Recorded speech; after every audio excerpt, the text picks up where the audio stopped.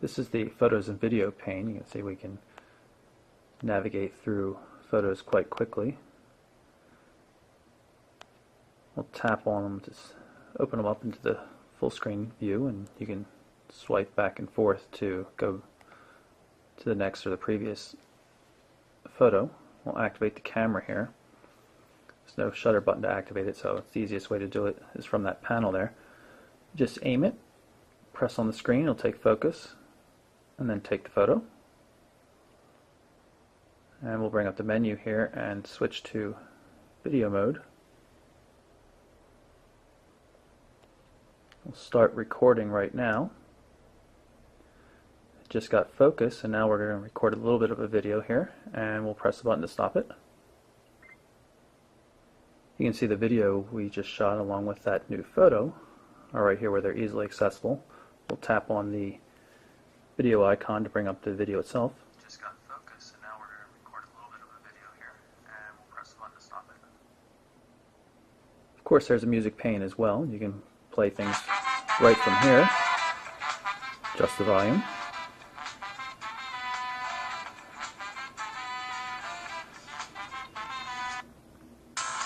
Just click to change tracks.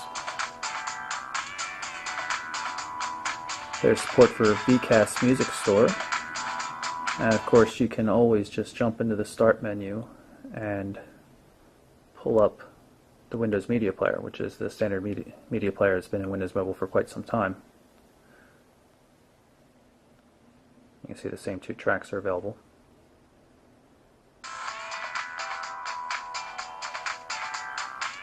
This is the calendar pane, relatively new to TouchFlow 3D. We have a month view right here. Click down here to get a day view. You can see there's that same appointment we saw elsewhere on the lock screen, and of course local weather as well. Settings menu has a lot of things for maybe you can recalibrate the screen or the accelerometer, turn on and off Wi-Fi or airplane mode, something like that. And mail setup. There's also the customized tabs, so you can disable certain tabs and very easily rearrange the order of other tabs just by grabbing the icon and pulling it somewhere. I'm going to cancel. And we're going to go to the last two panes here. We've got the weather pane, which is an extension of what you see on the first panel, except now you can move from city to city, add multiple cities. Nicely animated.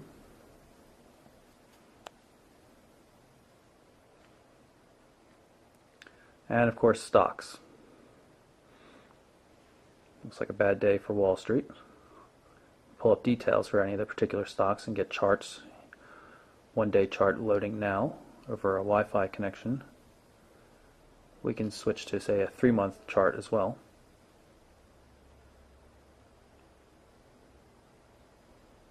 Take a look at the Start menu.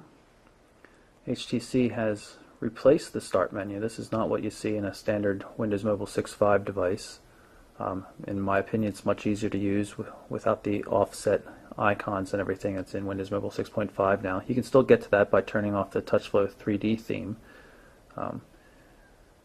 Here's the full list of applications, alphabetically sorted, something Windows Mobile never seems to do, makes it very difficult to use. This is much easier. Nice scrolling on it as well. We'll go into settings just to poke around there a little bit. Hit all settings to get to the basic Windows Mobile setting menu. You can see this is what I was talking about, the offset honeycomb shaped icons. Really kind of difficult to use. Here's the themes, and this is where you would turn off TouchFlow 3D and turn on Windows Default,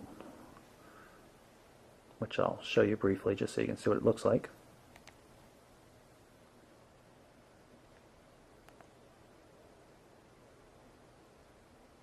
Not bad looking at all. It just lacks the functionality of TouchFlow 3D, but it is pretty slick.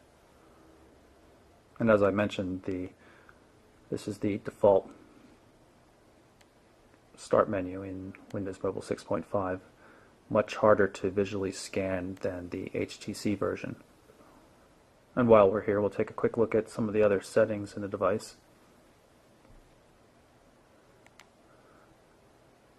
Go into System and go down to Memory. You can see how much RAM and storage is available.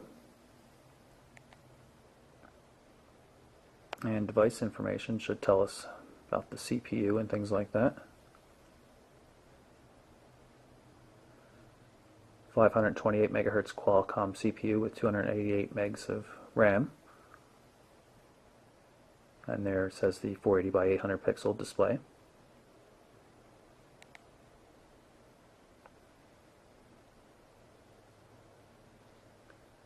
Task Manager.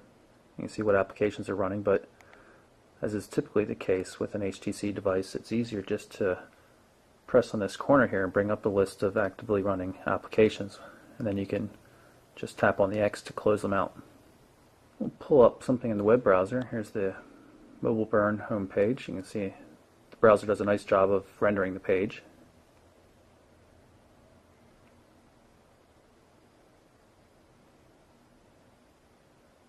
Page starts filling in pretty quickly, but it does take a while for it to get through everything and fully load up with ads and all the special features.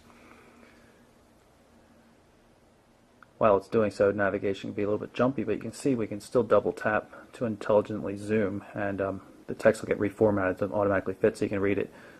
Much more convenient than the Windows Mobile default browser, IE6. Very capable browser, but it really doesn't do a good job of zoom control. From a usability perspective, it's far lagging behind Opera, which is what this is. If we hit this key down here at the bottom, it brings up the menu. We can go back to Bookmarks, and we can go to our YouTube channel, and you can see that there's no actual flash support in here, so you can't watch YouTube videos directly on the web page. Fortunately, there is a very nice YouTube client though that you can use for watching videos.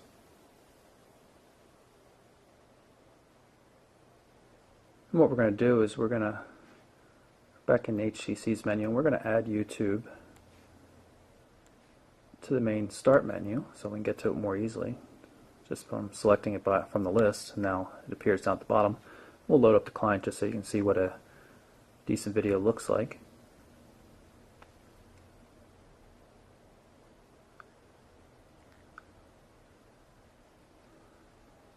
We'll search on Click Review and see if we can find one of my Motorola Click videos that I recently posted.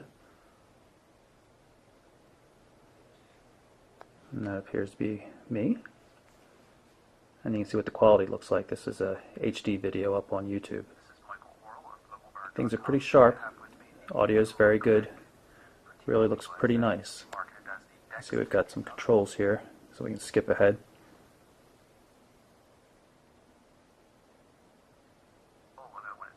Overall, quite an impressive video player. So that's my look at the HTC Imagio for Verizon Wireless. It's a very nice touchscreen handset.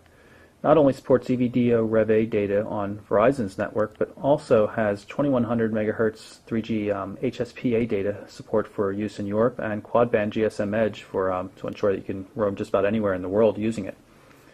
Nice features like the television support, which costs $15 a month, admittedly, are key features on this device, which is going to sell for $199 after rebates.